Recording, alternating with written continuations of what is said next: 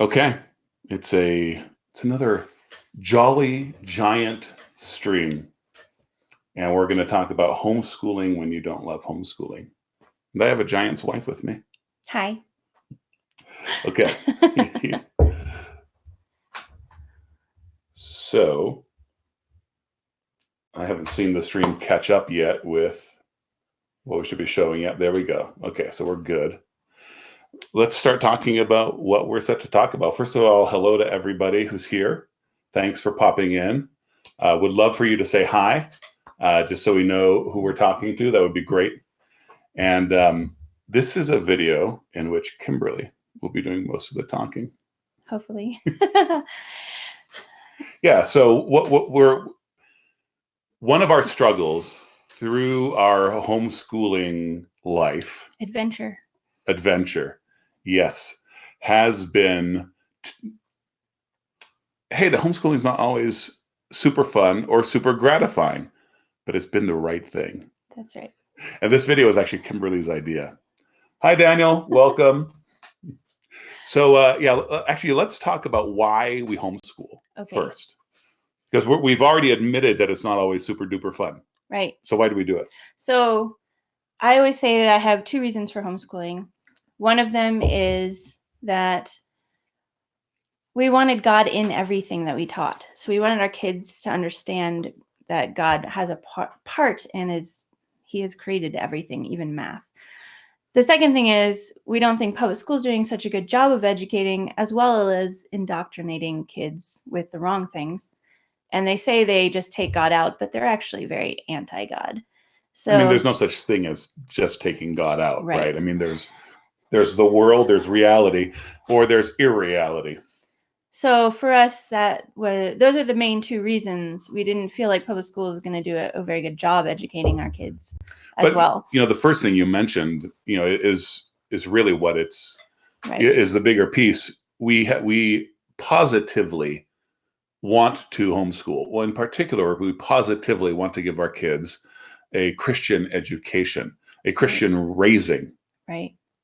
So we homeschool. Yep. And we have a very strong conviction that we should be doing it, which has stayed me through all the rocky times that I really didn't. And even a lot of it, I was public school educated all the way through, including college. And my own experiences, I was well educated in public school, but yeah, you went to like a super magnet school that was full of artists and dancers. It was exactly like the movie Fame. Exactly. She protests and says it wasn't, but imagine the movie Fame. We danced in the hallways. I want to live forever. It was that. And I've met some of her like classmates, and I'll just say that they're amazing people. You're an amazing person. You're making that sound slightly not positive. I don't like that. So she got the best education you could get in the government system. But I Hi, Carl. Had a hard time with my faith in public school.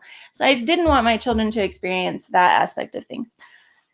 So we decided to homeschool, and we have very strong convictions about either homeschooling, or we would have happily put them in a school that was a Christian school we thought was doing a good job, but cost was always an issue. So yeah, and we had very different upbringings. I was homeschooled, and so to me, when I hung out with homeschoolers and had a robust social life with homeschoolers, but all of this was new for Kimberly. Yes, and hard. New and hard.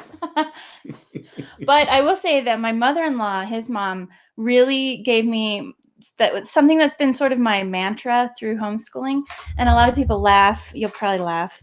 And I'm not sure. I can't wait to hear what you're going to say. She said, she had public schooled Joffrey and some of his siblings. And she said, they were giving him a mediocre education. I can give him a mediocre education.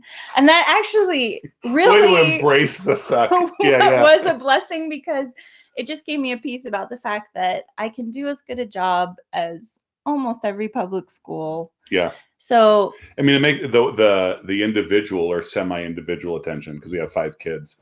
I mean, that makes a huge difference. Right. So you're going to talk about yourself a little bit, and then what the problem we're addressing is. Okay. So what am I going to talk about myself?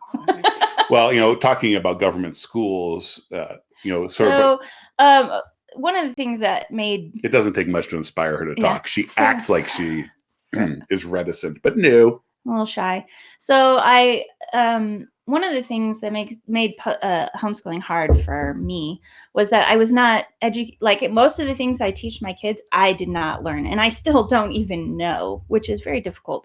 Things like even church history, I have no idea about so much of the church history things, and even if you're teaching your kids some things about history, including the church and God's work in it, I did not. I mean, I remember my history textbook saying this mythology about Jesus kind of stuff. So the perspective changes, and it's quite dramatic when you start recognizing it. And I think that's actually a struggle for some homeschoolers. The same way, like, Christians who had good Christian parents just get some things without thinking about it. Right. But if your parents weren't believers, you struggle. You may have you understand what the Bible is saying to you. You've gotten good counsel from wise people. Your spouse supports you, and yet you still don't quite get it because you didn't receive it as a child. And I think the same thing happens with whenever you're trying to educate Christians Christianly. If you didn't get that as a kid, it's much more arduous. It's almost it's less natural. You have to go step by step, or you're thinking more about everything. Well, and it's very easy. I'm very good at teaching art because I have a degree in fine arts and painting from the University of Florida, and I know a lot about art, and I love art. I love talking about art. But the things I don't know about, it's pretty hard to teach what you don't know. So there's a lot of like script following on the curriculum and things like that. Yeah. But that's just something that homeschoolers have to face, and especially as the kids get older. Like if you want your kid to study Latin or chemistry or German literature, you might have to outsource that. You need to find a buddy who's really good at chemistry. Or video sponsored by Kepler. That's right. All right. So Daniel Fukushan is in the stream right now. Okay. Hi, Daniel. He's my boss, and he owns Kepler, and Kepler is sponsoring this video. Online classes, sweet resource. Check it out, kepler.education. But he and I were streaming on Instagram the other day, and he was having to get used to constant interruptions.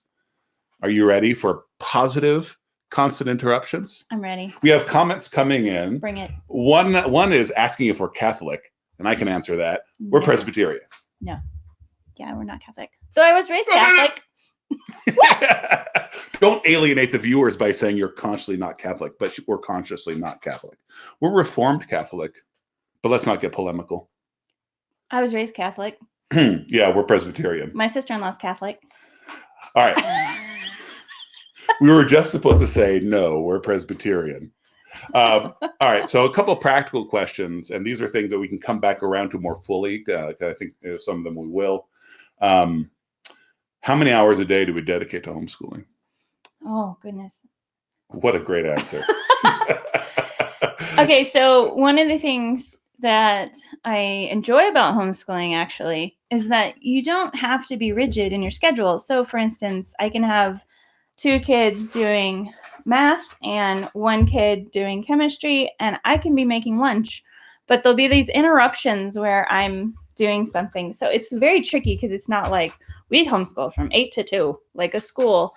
Some people do that, but that's actually one of the things that we want to talk about. Right. So, I think this is that's one of the joys of homeschooling, flexibility. But I would say probably roughly, it very much depends on age. So my 6-year-old, we can spend 3 hours homeschooling, and that's plenty for her. Because the other things can be like she's practicing on I just bought her a little loom, and she's doing that. I mean, that is a level of schooling that you would see in kindergarten, frankly, right? So she's a first grader, but same thing applies.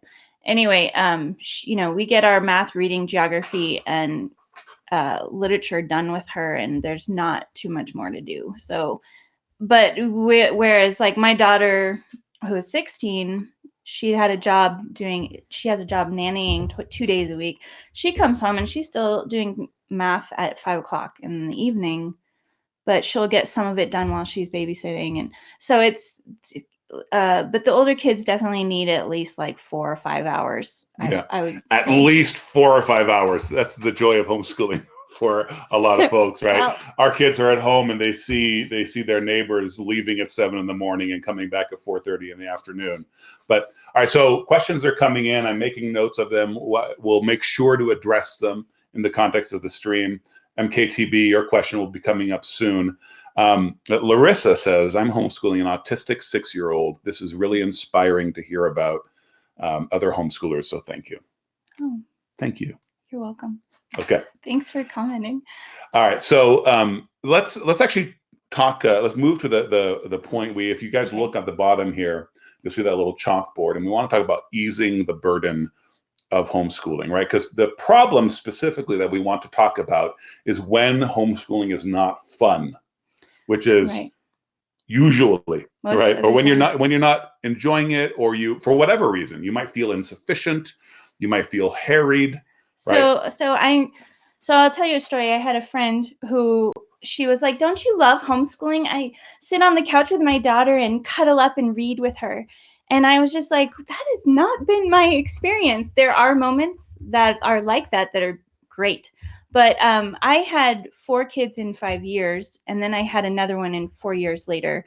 So I remember a lot of my homeschooling being bouncing an infant on my knee, having a toddler come up with a dirty diaper, and trying to teach math to one child and telling another child, no, you can't have a snack. It was just this constant. Woo! And I think that's a particular vulnerability for homeschooling moms. This fantasy idea that, we're making the right choice, so everything's going to feel right. And it's just going to be a wonderful time of clouds and light and strawberries. Which, we can say the fruit of it, there's all this grapefruit that does happen.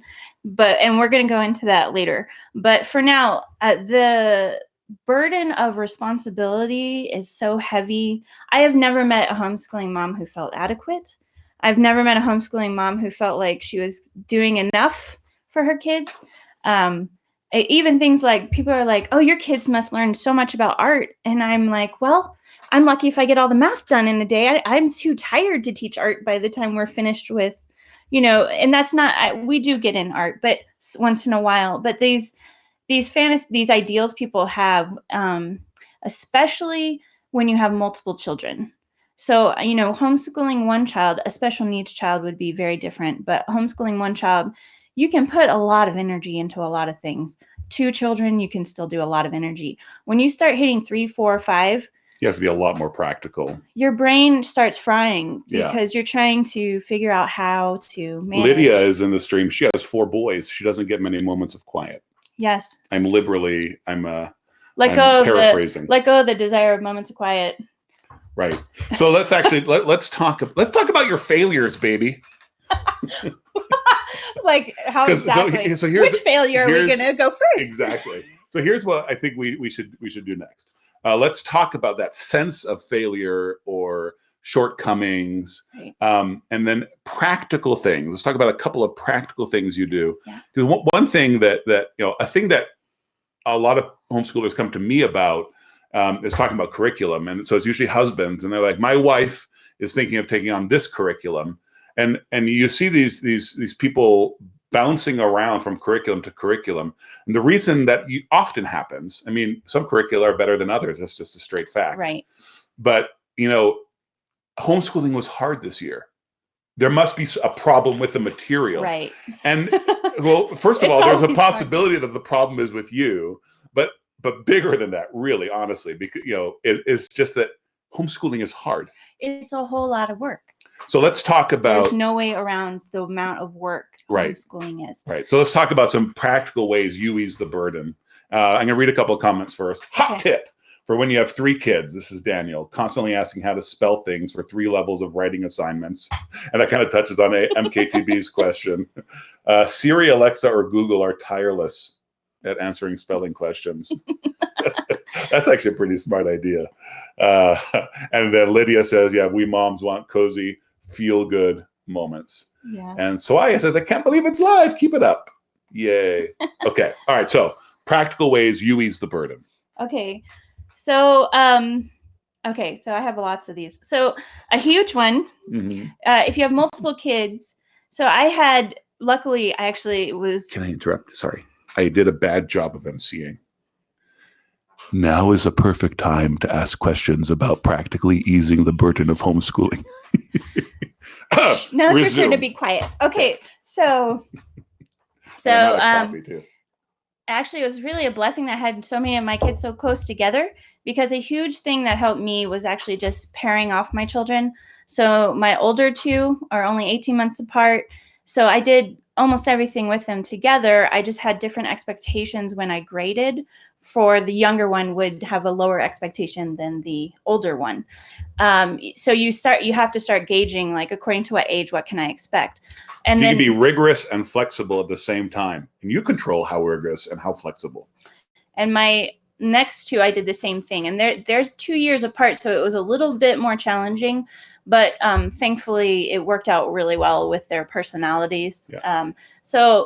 So that really helped me a lot. So pairing off the kids according, and even trying to do whole things together is really beneficial. And then just having different expectations for the assignment or the test or whatever, so that you're just not trying to teach 7 subjects to 5. That's too many. And different families are different. And honestly, I'm sure that some husbands and wives are more capable than us. Right. Doing 5 kids separately, some people do that and they flourish. Yes. We would not have. I'm not a flourisher. Baby. Well, I'm a good husband and you flourish. Part of what's hard is Joffrey is a very amazing natural teacher. I am not an amazing natural teacher. So it's really funny. Even she does almost all the homeschooling. So I'll get to math and I'll be like, oh, I know how to do this. And I'll do it with the kids, but I have no idea how to put it into words, how to teach it. Like, it's not there. I'll just be like, I'm going to show you this. Wait, let's do it again. So we need good resources. So I've really benefited so tremendously from online classes, self-paced classes, live classes. We used a curriculum called Roman Roads for a couple of years. That was great. Yeah, and I have learned that also switching curriculums doesn't usually benefit you. Sometimes it does, but I stuck with one curriculum, and then and it was Veritas Press curriculum through most of the younger kids' ages, through when they were younger, and then I just sort of varied things in the curriculum according to what I could handle. So I did not do. So for instance, Saxon math, it's a really common one that people use. I use Saxon math. I didn't do the math meeting every day. Did not happen. Like, yeah, right. I'm not going to do that every day. I don't have time. So there's certain things you just start going, okay. And I had these homeschooling moms. I remember this veteran homeschooling mom, and she turned to me and she said, well, actually, we skip one math lesson every day, and then they take the test. And I was like, you skip lessons? Like, what is wrong with you? You're a horrible homeschooler. And she was like, if they do well on the test, we keep going. If they don't, they go back and do the lessons they didn't. Yeah. They didn't. And her kids. You have the power. Have all thrived in college. And so let's interact with the chat. These things you really learn. Like, this actually was wise. That woman was super chill. She was awesome. How many kids did she have? She had 6 or 7. Okay. I can't remember. Yeah, she was awesome. Don't ignore those veteran homeschoolers. Yeah, they know what's up. All right, so first of all, Tristan thinks my haircut is awesome. Well, he says what's up with it, but I think that means it's awesome. So Soaya, check out a video I did recently on homeschoolers and socialization. So actually, it's important it is good. It really is good to get your kids out with other kids. Yeah. So here's a question I want to, Carl Barcelos has a question. What resources are available for homeschooling a child with special interests or advanced skills? And I think that's where we break into online classes, whether live or not. That's where we break into co-ops. Or even, our son is really interested in building robots. Yeah, we're the veteran homeschoolers now, by the way. I know. And that, 12 years. that is true. I know. Exactly. We're in that seat now. So he's into building robots. You could not pick a topic I know less about than building robots. And Joffrey as well, not our wheelhouse. So he joined a robotics club that was with some other homeschoolers. And one of the fathers is teaching him programming. He just started learning CAD. I'm like, what? It's way out of my understanding, but it's wonderful because there are people who know how to do these things, and you just have to. Now, I will say we had to pray for opportunities because it just doesn't always make sense. And we're not good at seeking out opportunities. But that's why like doing the online classes at Roman Roads was really good for the kids, for the older kids. But we are the kind of homeschoolers who are like, co-op, which one does the least? Which one only has picnics? Because actually, I would rather that's not always a good thing. The co-ops actually end up making more work sometimes for you. But they're great for social. Like your kids get to be around other kids. So I would be like, hey, are you guys going to do parties? Because that's really what I want for my kids. I want them to hang out with other kids. So how do we keep kids focused on their schoolwork? Okay, so this segues into something I was going to bring up. And I don't recommend very many books to people, but there's a really fantastic book called Boys Adrift by Leonard Sachs. That book was so pivotal for me in feeling a lot of peace about things in homeschooling. So one of the things I had to learn early, I did teach school for 1 year at a private Christian school. I taught art and a few other things, and it taught me a lot. But one of the things I learned right away with homeschooling is not like school. And it's okay that it's not like school. And actually, there's a lot of advantages to that. And it's okay to not think like a school. So this is really important. You can concentrate more on grammar for a few months and then concentrate more on math. And, there's so much flexibility. And when you embrace that, it'll make your homeschooling a lot easier. This is practically this is about easing the burden. But at the end of the video, we want to talk about, or about the pressures you feel from all sorts of areas. One of the pressures you feel is the comparison with the standardization of schools. Yes. But back to the focus thing. Sorry. So Leonard Sachs's book, Boys Adrift, it's really helpful, especially, and we do not buy into the fact that there is a neutral gender. It really helps you understand how different boys and girls often learn. And things like, boys will enjoy standing up and fidgeting the whole time they work and still get work done and still know the information. And it really can benefit them actually to do that. That actually was difficult for us because, you want that rigid, yes. You feel like school, sit down, we're going to be quiet. But the book actually is really good about recognizing these kind of things, like a boy standing up, fidgeting with something while they do it. It's okay if they want to kind of move around. And another thing is give them an outlet to go run around and come back. I would literally just tell my boys, go run around the yard 3 times and come back. You're not able to. Hopefully before you were getting really annoyed at them. Right. I would never raise my voice while I said that. So what's the name of the book again? Boys Adrift. And it's a little old. It's like 2007. Yeah. But the information in there is still really valuable. Our oldest is a girl, and her personality, she's quiet and studious. So it's extra that in that direction. See, my wife just said she was very easy. I would have found that not easy, but it comes out of. But yeah, so taking your kids' personalities into account can actually help them focus, right? Yes. So this is the question that Carl asked. Another thing that he brings up that's also very important to me is that, like for instance, Finland has one of the best school systems in the world, and one of the things that they say. They don't even start formal education until kids are 7. Start school 8. Yeah. 7, right? So you don't and if you think about that, kids don't need, if you taught a 7-year-old how to read, usually it would be super fast. But we're obsessed with 4-year-olds should learn how to read. I had a mom come up to me and be like, my 4-year-old hasn't learned how to read and I'm worried about putting her in school. And I was just like, that is ridiculous. I had one kid that practically taught himself to read at 4. I had another one who really didn't start reading till he was 7.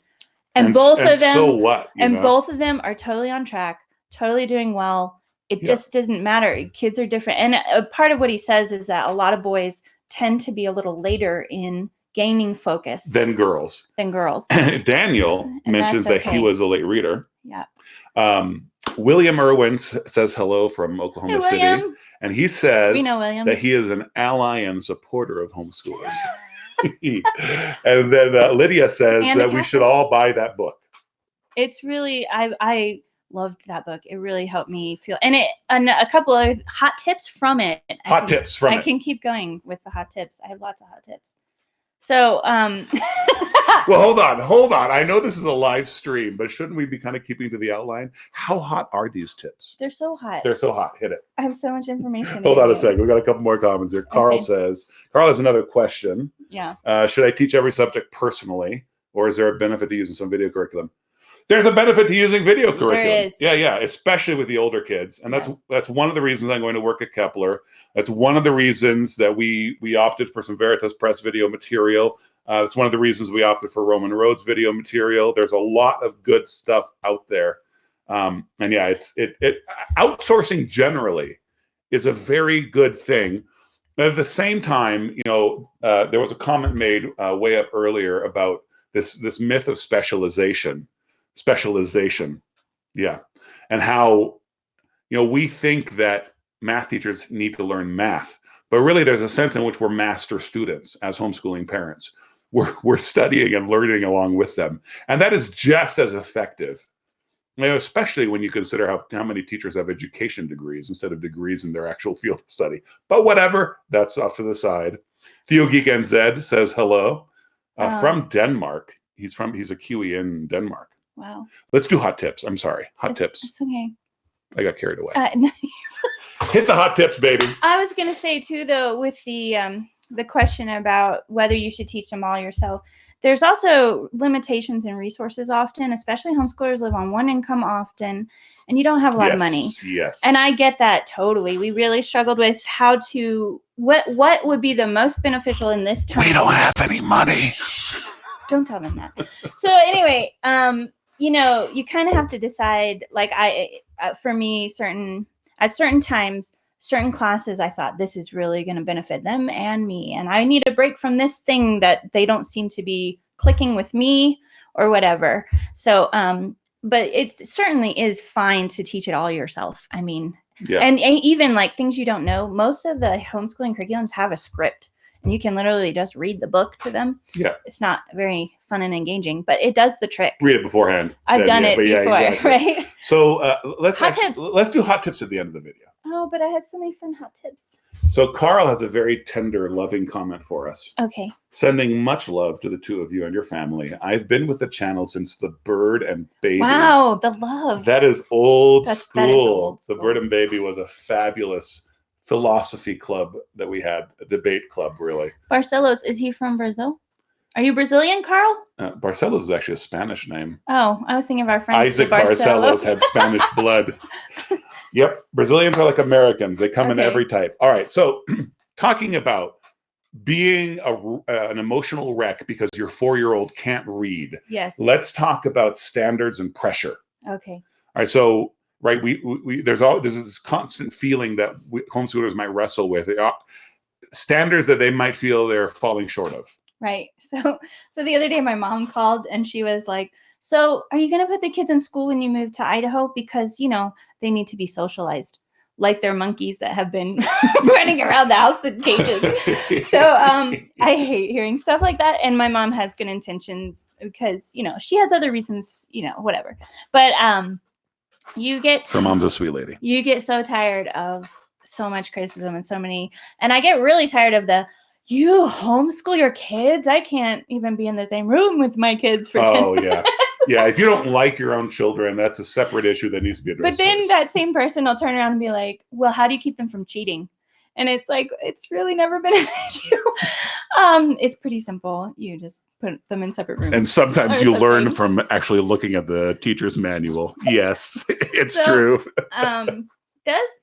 So there's a lot of pressure to feel like you need to finish the book and get all the lessons in to make sure that you you like your kids can sit quietly and raise their hand in a classroom. Because my kid is in 6th grade, and so he has to do these 6th grade things, and that's not true. Right. I mean, I've had things happen where I have, one child who excels in math and he's like 2 years ahead, which is just sort of blew my mind because I'm not good at teaching math. So it's just wonderful because you don't know where they're going to excel or not. Yeah. But also you watch some that they just had to redo the math book, and we did because either I couldn't give them what they needed or they just couldn't get there that year. And it was fine. And of course, it would make a difference if we were great math teachers. Of course, it would, right? And so, this particular kid has a gift. Would the gift flourish even more with, with more math tutelage and better math tutelage? Yes. Yes. Right. I mean, but every educational choice you make, has a give and take. But when we look at it overall, the kids can flourish. I think it's really important to say right now that you are not enough. You are not enough for your kids. And that's okay because God will provide the enough. And that actually... It's very important to have peace with that because you will see your inadequacies very clearly as you teach your children. Laid bare. Your children will begin to see your inadequacies as they get older. My kids correct my pronunciation constantly. I don't set a good example that way. I don't hear things well. So anyway, and you just let go. Like, it's okay. My kids are all doing really well. And, I wasn't enough. I had one year, which I believe it was a very difficult year, where I remember I didn't grade half of their papers till the end of the year. And I want to mention here too, that your own sins will come into play. Sins, preach it. My sin patterns. I'm not being sarcastic. I'm not being sarcastic. Yes. It's a problem. It'll show up. You have to be more super disciplined. If you don't correct things early enough, they just keep going wrong for a while, and it's okay because it evens out and God is kind to us, right? But I just want to mention that, and it's really easy to just be discouraged and just be like, I just can't do it. I can't do it kind of thing. And if you get discouraged, it'll create this loop where, you put off the work you have to do. I don't want to grade. I don't want to grade. I'm doing such a terrible job. I'm not going to grade. If I grade and they get a bad job, I know that it's my fault because, that's happened to us, right? It's happened to us where it's like, kid, you're not studying. Come on, get it together. That's one thing. But then what happens sometimes is I really blew it. I was lazy. Yes. I was discouraged. And a lot of that just comes from the pressure, and you just make it worse. Well, and you'll actually feel that a little bit every year. Every year you'll feel, I blew it in some area. Yeah. And I'm not saying, so there's a point of repent of the sin because there is sin involved, laziness or not being disciplined, just waking up and being like, I'm not doing it today. And there is sin involved in that. So there's a repentance, but there's also just keep going, just persevere. You'd be amazed how much you can teach a kid in a week when you messed up for a month. Yeah. Like, God can just really give you the strength to keep going. Don't be afraid, because one of the benefits of homeschooling is that you can be very individualistic with your kids. So you can focus on grammar for a month because you really kind of messed up for a few months or whatever. Right, exactly. It sounds terrible, but the same way we can take vacations whenever. Right. We moved to a foreign country. Focus on grammar. Right. Yeah. And our daughter went to Europe when her grandparents could take her, and she learned so much, things like that. Yeah. So let's talk about this. But wait, and I was going to do a hot tip about grading because we were talking about grading. All right, do it. So I paid my kids to grade each other's papers. So it's like 10 cents or 25 cents a page. And like the older kids would grade the younger kids' papers. It's fantastic. It's such great. I hate grading. Yeah, but I mean, like when I homeschooled as a kid, I gave a history class. My mom asked me to give a history class to the younger. Yeah, exactly. And so, I mean, that's fabulous. I often have the younger kids read with the older kids. That really benefits, especially when they're just learning to read it and you're like so tired and you're just like, oh. Lydia is super into the idea of a grammar vacation. Super into it. So let's talk about this last thing, attitude, and then we'll do Q&A and hot tips. So get ready for your questions. Send in your questions now. I'm looking at chat. I'm taking notes. But yeah, so let's talk about attitude. Okay. Because we were just talking about discouragement and how that can create this vicious So feedback. I would like to point out at this point that I have a sin pattern of being a very negative person. I grew up this way. So I struggle with, when I look at something, I look for problems, right? So I really had to learn to turn my thinking with that. And by the way, I just want to take it aside because this is an interesting dynamic that we have. Yes, Joffrey's the opposite. I'm the opposite. I think everything's going to work out. I used to struggle with thinking hope was foolish, like if I hope for it, I'll just get crushed, and like. And I'm like, if I hope for it, it'll happen. It's fine. Everything's fine all the time. Right. So actually, we're both a little extreme. We balance each other. Do we? Yeah. I feel like we conflict. We do. Shh, no, be positive, honey. Positive. I hope that our marriage will be great, and it is. I'm also not very much of a natural teacher. So like I said, when I try to teach math, I could do it. I understand it, but I have a really hard time putting it into words. So these two things really caused me to get very discouraged in going. But the main thing I learned is just to keep going and to let go. Because it was really funny, because even I've found that when I'm losing words, like I'll be trying to explain something to the kids, my other kids will start throwing in words, to help me out. Yeah. So my other kids are like, and it's really a blessing as your kids get older, because they really do start helping you with the younger ones in all these little areas. And you should expect your now, kids to. I'm talking in terms of having multiple kids, right. But again, there's so many opportunities to have someone else put the words for you, so you can look for online things, etc. So let's talk about. So we're talking about attitude. Let's talk about finding things to love. Yes. Right. So we already established that homeschooling is not clouds, sunlight, and strawberries, or whipped cream. Strawberries and whipped cream. I think they got the point. Mm-hmm. Okay, keep going. Blueberries, peaches. All right. So even in so what are the things that you find that continue to delight you, even as you realized that this particular thing sucked, that you sucked in that particular area, that the kids are being so frustrating right now, that this boy just won't get his butt in gear, all these things. So what do you love? So I would say the thing I love the most is how strong our family culture is. We know each other really well. And there's a lot of positive things about that. Like, we can start traditions we even so know the easily. Teenagers pretty well. Yeah. The kids are constantly trying to make up jokes that everybody in the family will love. The kids have learned to be friends with each other. And that's a beautiful thing to see. That's not to say they don't fight with each other sometimes also, but they are each other's friends. And that's really cool. So I think that would be my favorite part about it. It's also, which homeschooling, I mean, that sets you up for success in that regard. It's not automatic, but it sets you up for success. Well, and with anyone, you learn to either love or hate people. So you have to learn to love your people, enjoy your kids.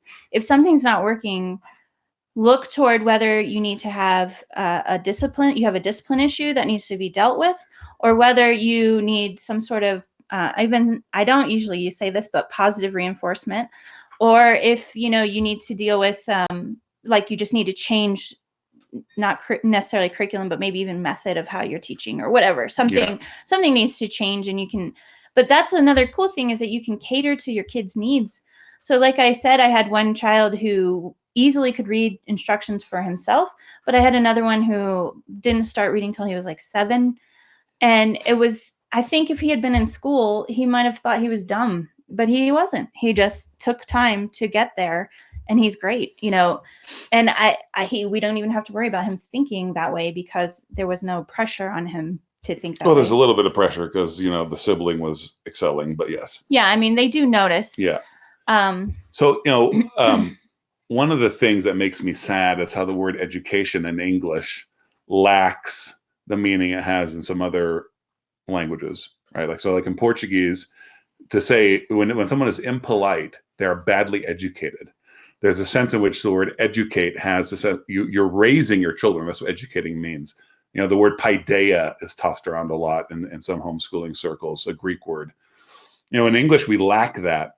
One of the things I really like about homeschooling, and I really do very little teaching, is the fact when I'm home, the kids are home. They're not doing work for some institution out there. We talk about the books they're reading, whatever it is.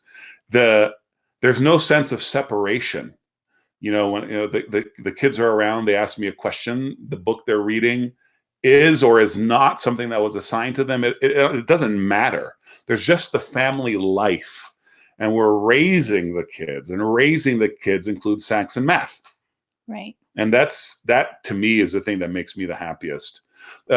So guys, share this video, like this video. Thanks for all the likes already.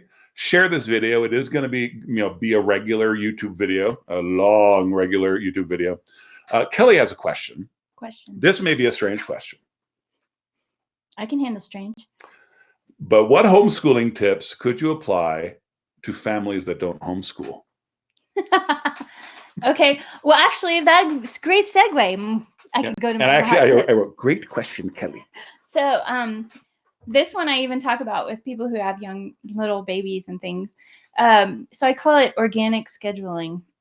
Oh, you have a phrase? I do. I've coined it. So anyway, organic scheduling is basically where I love scheduling. I love setting up and planning my little calendar for this homeschooling. That's my favorite part. And it's really funny because I always have to stop young new homeschoolers because they want to schedule 6 months in advance. And I'm like, try 2 weeks at a time, because organic scheduling means you have a set schedule, but things are flexible because life is going to be messy, right? So organic. And even things like one child is doing great and moving along, but another child starts throwing up that week, and you're like, and it messes up the whole schedule for everybody a little bit, right? So I have this fabulous wet erase calendar thing that's on the wall over here, and it's huge, and it's 2 weeks worth, and I put all the kids' work up for 2 weeks. And a lot of people would not go for this, but I like doing it this way. So it's up there and we can go from it. And if we miss a day, I can say, okay, let's go back and do this day. They know where they're going and they know where they should have been. And they have really good ideas of what I'm expecting them to get done in a week, etc. So you're recommending that a non-homeschooling family, they could have a calendar like that. A calendar, it can go in all kinds of directions. Because I know when you have a baby, they love to mess up your plans. You're going, even I remember we went out to eat once and Renato was a baby and we had a huge blowout in the car. And it was like, do we go home? Blowout as in diaper. Diaper blowout. Yeah. So that it was, this whole mess. And you just have a lot of unexpected things happen. So I really think that it's important to have something set, but then it's organic, and if it moves to being this has been the plan for 2 weeks, now it's 4 weeks, well, that's okay. But it helps you kind of have goals. So you still kind of get somewhere, but you're flexible. So you're not feeling like a hot mess all the time, because it's really awful when you feel like a hot mess. At least when you're a mess, you're hot. Okay, honey. Lydia asks, how do you recharge when you're tapped out? I find I regularly get desperate for a moment of quiet. Oh, yes. I will admit to something that I remember one time going in the bathroom in silent screaming. I was just it was like... I didn't know this. It was very hard. So I would say this is one of the hardest things because for us, we couldn't afford babysitters often. We barely actually. He was working sometimes 2 jobs and was gone a lot. There was at one point he was working a traveling job and was gone for 4 days at a time. And I just did not get a break. And there is a point of just accepting not getting a break. And I think it's kind of important to get there and rest in the fact that God is going to hold you through it. Rest in the grind. The other thing I would say is I think sometimes it was okay, putting on a movie, putting on TV for a little while, and then going in another room if you can. It depends on the age of your children. And drinking a cup of coffee or whatever you need to do to I did not think you were going to say coffee. Breathe. Shh. Honey, stop stop it. You're giving them the wrong impression of us. Okay. I had one amazing situation where I had this really great neighbor behind me, and she homeschooled her girls, and they were teenagers. And sometimes we would just When ours were little. go over to their house, because the other thing is we shared a car for a long time, and I would not have a car, so I couldn't even leave. So it was only where I could walk. And so I would go over to her house as like a fun treat, and her girls would play with my kids, and I would get to sit and talk with an adult for a while, and that was heavenly. So I loved my neighbor. It was a great way to get to know my neighbor. We had the same situation across the street from us. We had like a 96-year-old woman, and we would go over to her house, and she would put on cartoons for the kids, and she would just sort of chat with me. And in a way, it was a lovely break for me. Yeah, and even the kids getting to hang out with a 96-year-old was cool. And it was a blessing to her because she was very lonely. That's one thing about, when mom manages to recharge, it's good for the kids too. Not just after, but even during the recharge process. If your husband can give you a break, right? If your husband can, that's a really great thing. Yes. But it is hard. You don't want your husband to come home and it'd be like, take them away. I want to be away from them for a while. Because you do get that feeling because you're with them all day long.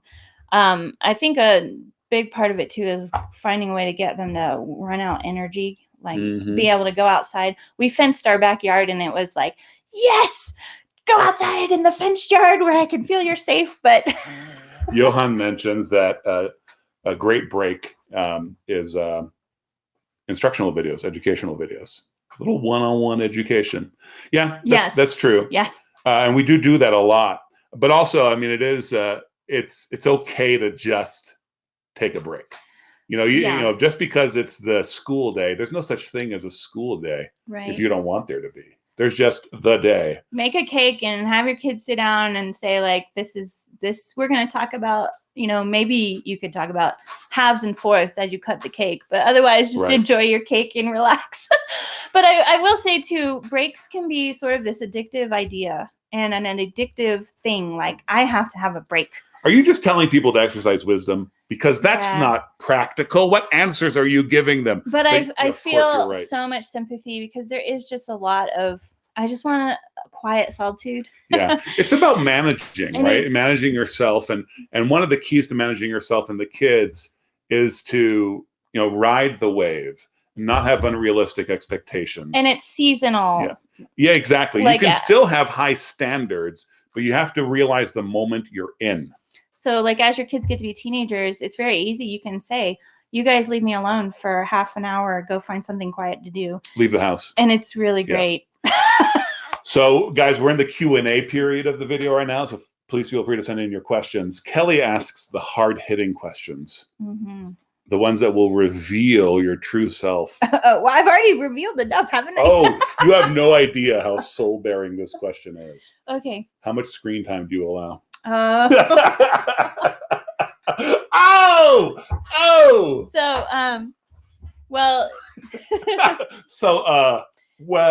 I have to say it's strange. For us, it was television when the kids were younger. There wasn't computer games. So we had, for the most part, there weren't really computer games at that point. So television was definitely a thing because television was my babysitter, right? So when we were done with school, I would often give them an hour of TV a day, sometimes more, for sure. I was slightly distracted by chat. I turned around and heard you saying television was my babysitter. I thought you were talking about your childhood. No, I'm saying, and I definitely, as they're older though, we, so as far as screen time goes, they get 1 hour of game screen time a day. And then they can only play games for 1 hour. And then they can be on the screen. Including educational games.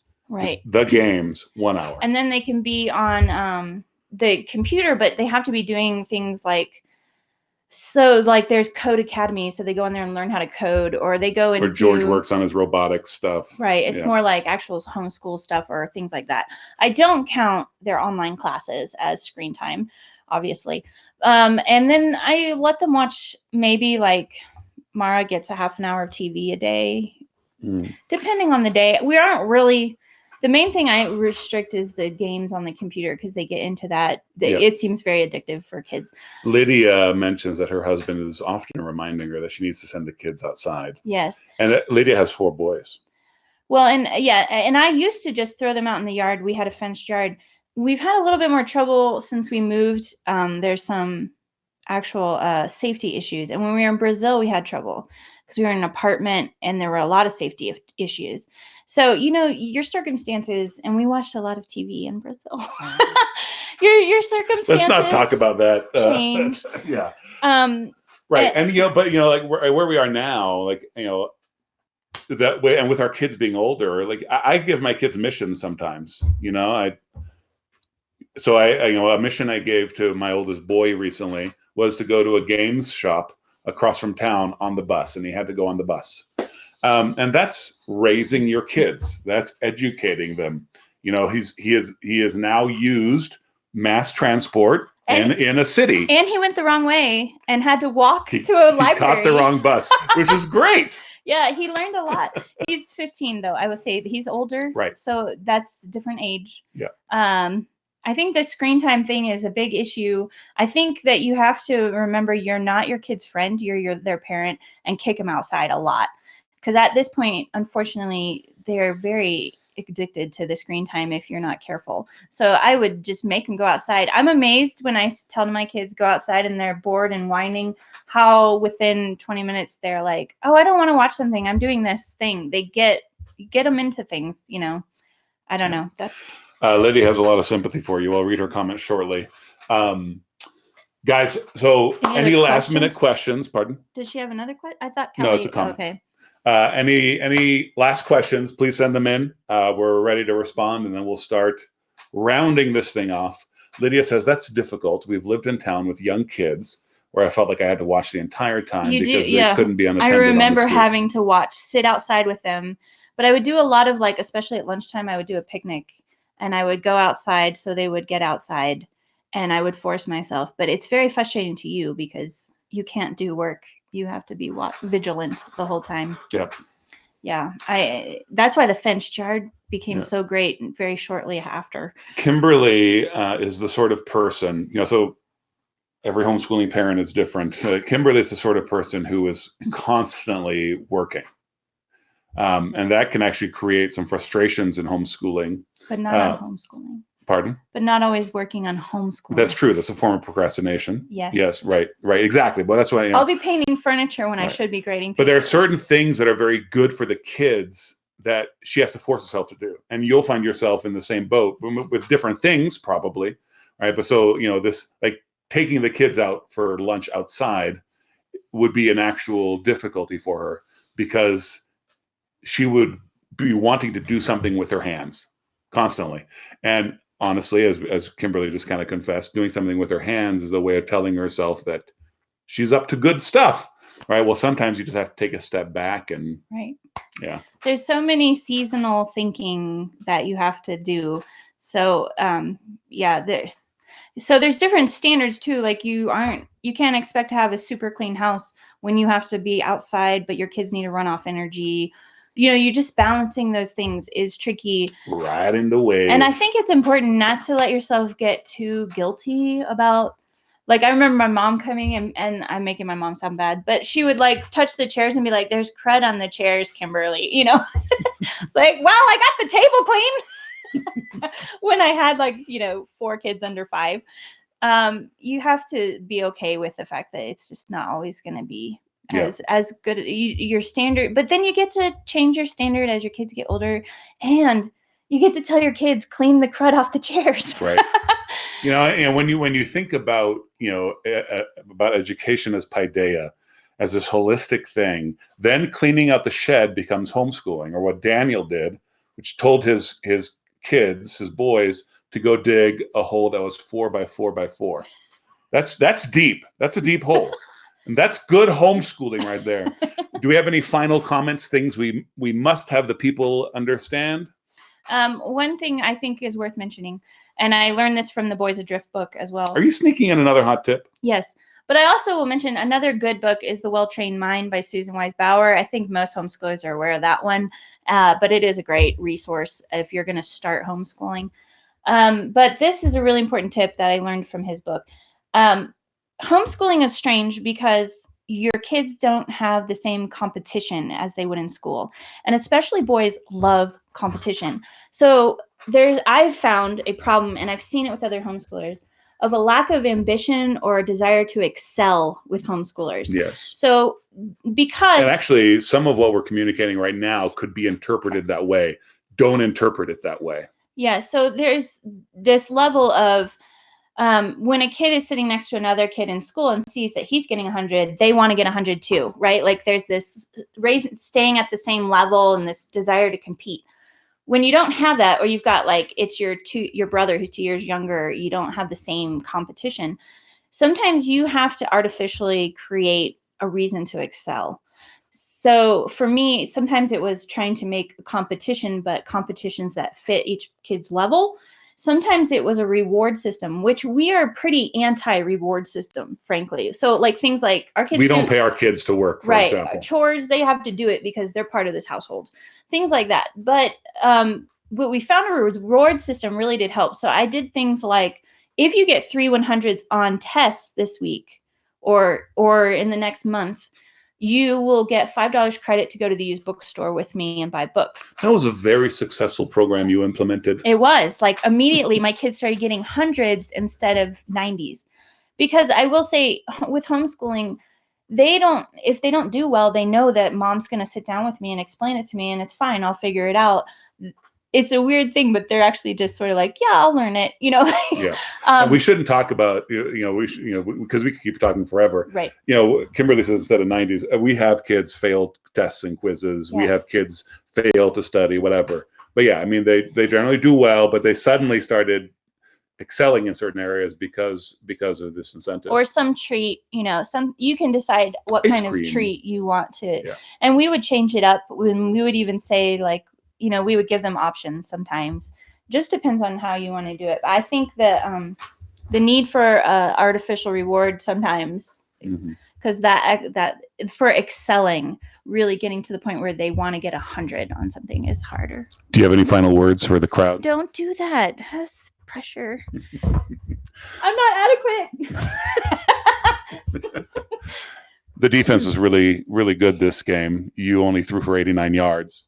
Talk about that. Okay. Really? You gave me a football analogy? Or was that a rugby analogy? No, it was football. Yeah, see? What? That's wrong. I know. I don't even watch football. Okay. Wait, is any other questions? Way to expose the fact that chat just dried up. It shriveled like a fig. I didn't say that. Calm down. Guys, thanks for participating. Thanks for being here. So awesomely. This was a really fun video. This was Kimberly's idea. And Kimberly started worrying that it wouldn't be fun. So fun, baby, because of you guys. Well, you have to reveal your inadequacies, That's true. It's hard. Laid bare. Well, I mean, I would do that. Keep it clean. Yeah. Keep it clean. All right. Okay. I have one last thing to say. You're pretty sexy. Shh, honey, keep it clean. You keep saying honey. It sounds artificial when you do that. You don't call me honey in real life. Yes, I do. Are we going to argue about it? You call me Love Bunny. Oh, honey, this is way too. See, every time you say honey, it sounds false. You're revealing things that I don't want people to know. I'm trying to say goodbye. So long, everybody. I would love for you guys to just have drop a goodbye, little comment. We love seeing your names pop up over here. Or any other questions, feel free. We have to finish the stream. What do you mean? Well, I mean, I meant later, honey. Oh, later, right. Calm down. And actually, it's, people might actually watch this video the whole way through later. I think you should wrap it up. Yeah. Look what you did. Carl hit us with another question, which you have to answer now. Well, he's just got a question mark. Above it is the question. Oh. I'll read it to you, baby. Okay.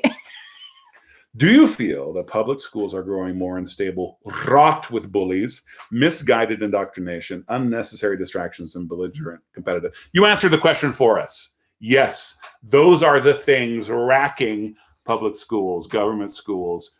Daniel, Kelly, thank you. Kelly's in Hawaii and she just mahaloed us. Oh, That's cool. pretty awesome. Carl, thank you. Carl, thanks for being around since the bird and baby days. What a pleasure to have you pop into the stream. Everybody who came by, everybody who commented, those of you who are Thank watching you. later, thank you. Peace of Christ be upon you. That's my catchphrase. It's original. Are you done? No, I am.